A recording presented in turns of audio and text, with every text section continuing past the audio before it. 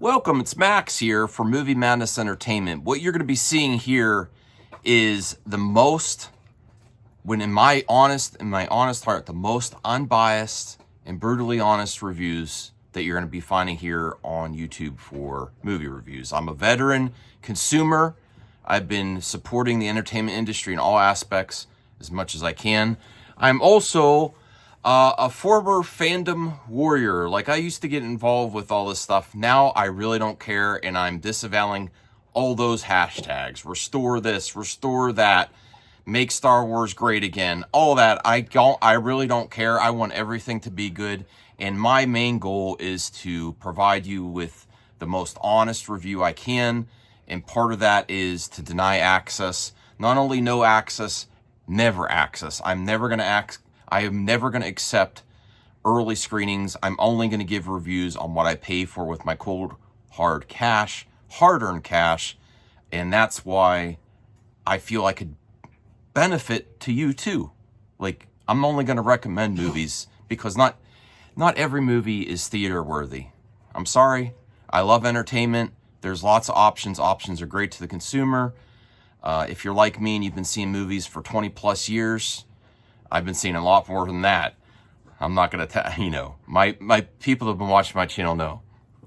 So, and I'm not, again, I'm so out of all these wars and with little groups. I'm an independent thinker.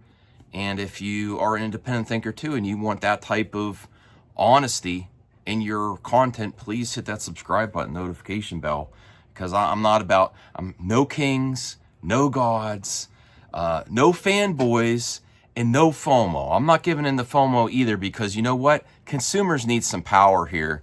We're nickeled and dimed more and more by a lot of companies, and they own the IP, they earn it. But I am not going to recommend a movie unless I feel like, especially in tough times, that it's worthy of that big money to go to the theater.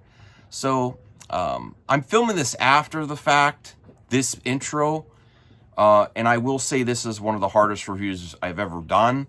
And if I wasn't challenged by my friends to review, I probably wouldn't have done the review.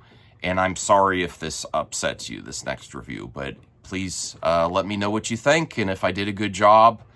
I have so much to say about the movie Superman, but I'm going to leave it for a live stream. Hope you enjoy my review. Okay, well, my wife's in here. This is the out of theater review, right out of the theater. And I brought some props to show how long I've been a fan of Superman. First off, this Pound Puppy my parents bought me. It's a little dusty. I was supposed to de-dust it before this. When I was smaller than this, so that's one of my first memories growing up is going through the mall carrying my Pound Puppy, and then we were broke, and I loved Superman.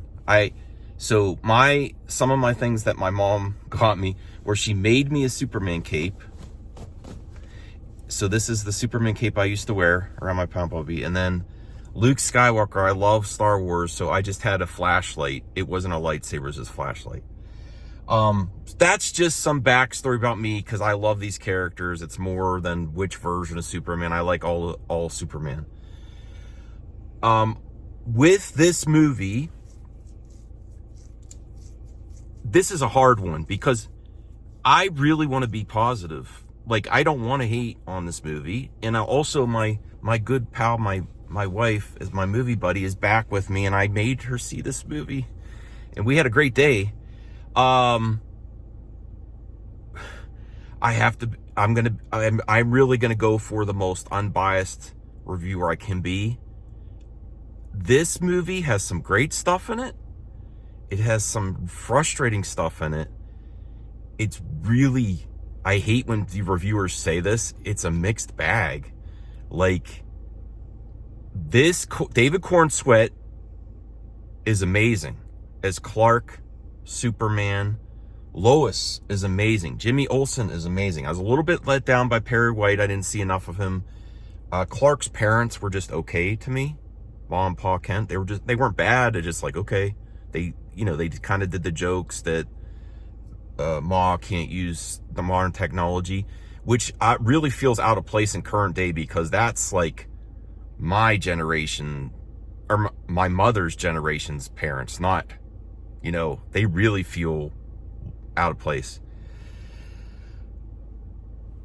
This Clark Kent and Superman deserves a better movie to thrive. Like, if as much as you say, like, there's too much going on, there's like so much going on.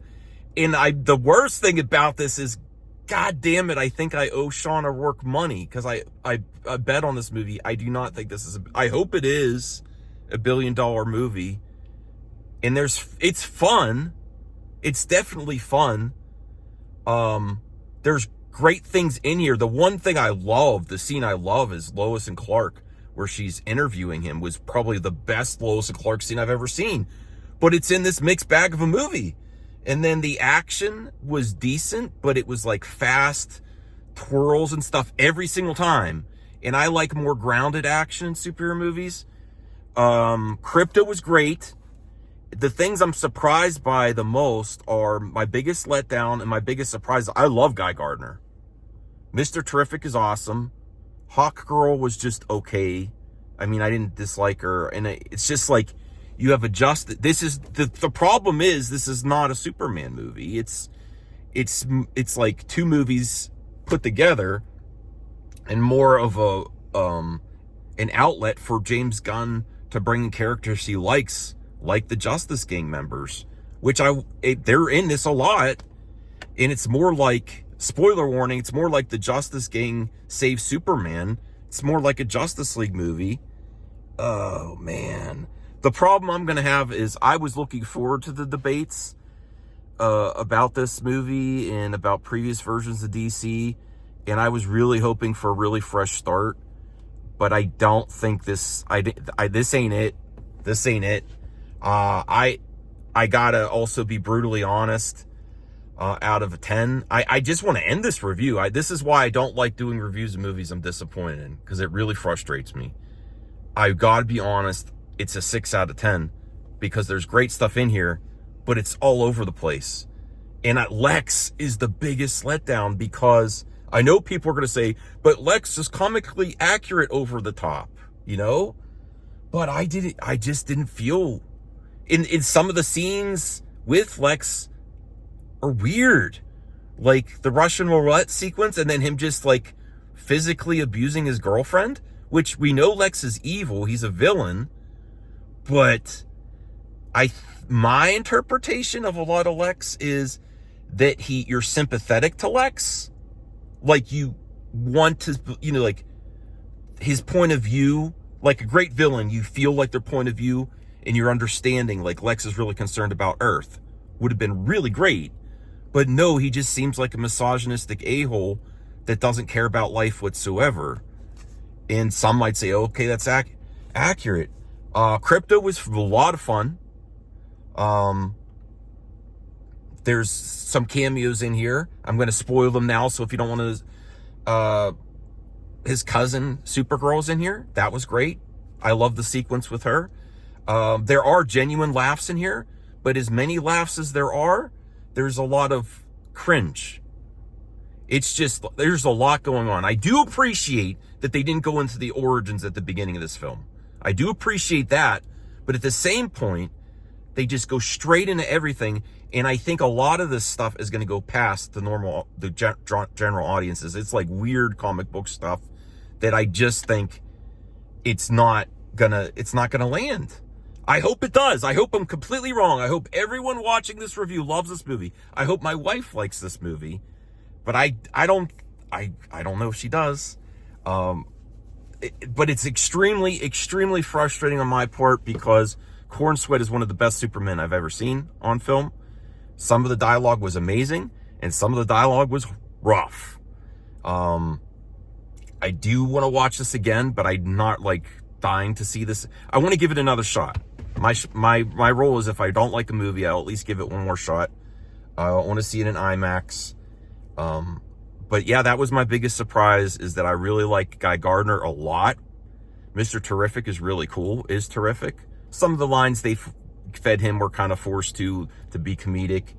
And yes, the jokey jokes, they went for the jokes, and the end credit sequence was so disappointing because the Kohler sequence was right at the end of the film with his cousin.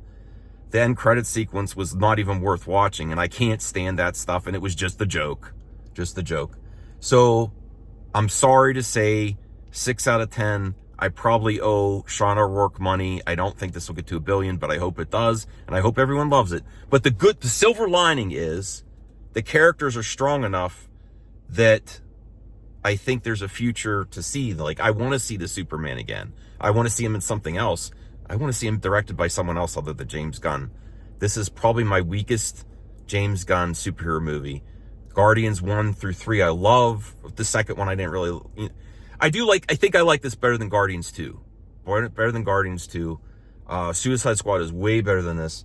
And the other cameo that was great was Peacemaker on some like fringe conspiracy theory